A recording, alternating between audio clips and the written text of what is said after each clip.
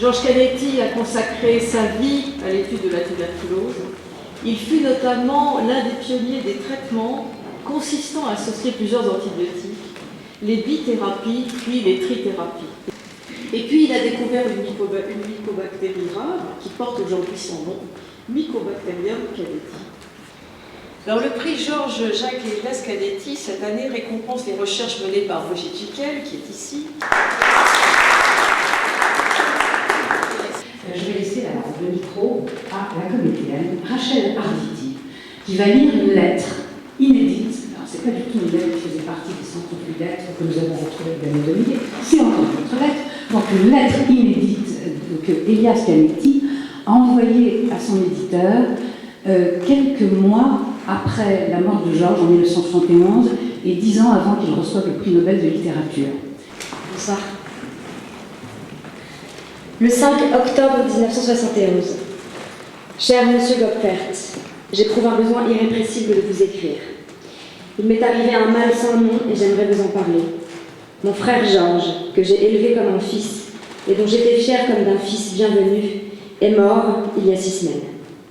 Il avait soigné notre mère pendant les longues années de sa maladie et elle lui a transmis la tuberculose quand il était encore étudiant. Depuis, il a dû subir au cours de sa vie pas moins de 17 opérations.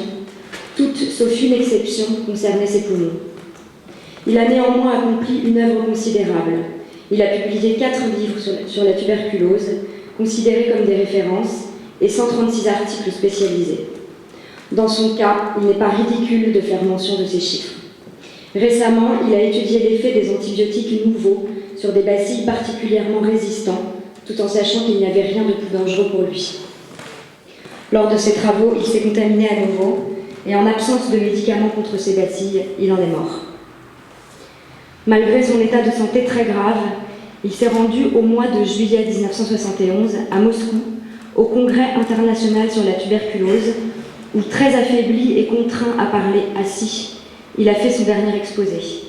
Il fut élu par acclamation des milliers de chercheurs venus de 80 pays, secrétaire honoraire de la Société internationale de tuberculose.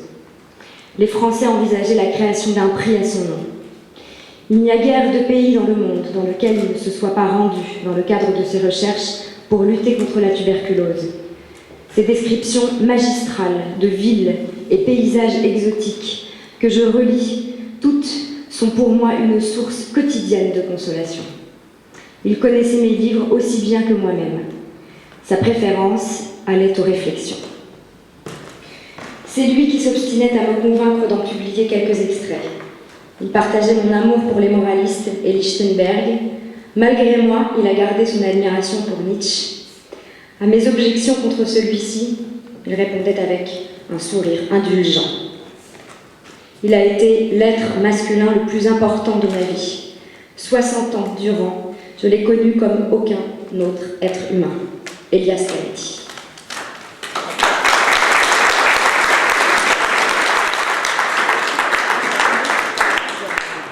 Alors, tout d'abord, mesdames, messieurs, membres de la famille Canetti, membres de la direction, chers collègues, chers amis, et aussi ma famille qui est ici, eh bien, j'aimerais vous remercier tous. J'aimerais vous remercier pour cette marque d'estime sous la forme de ce prix. En effet, cette marque d'estime, c'est un grand honneur et c'est en même temps un formidable encouragement pour continuer nos travaux sur la tuberculose, mais aussi pour entamer des projets encore plus ambitieux. Je pense évidemment à Georges Canetti, qui a fait ses travaux à un moment où en France, la tuberculose était l'un des problèmes majeurs de santé publique.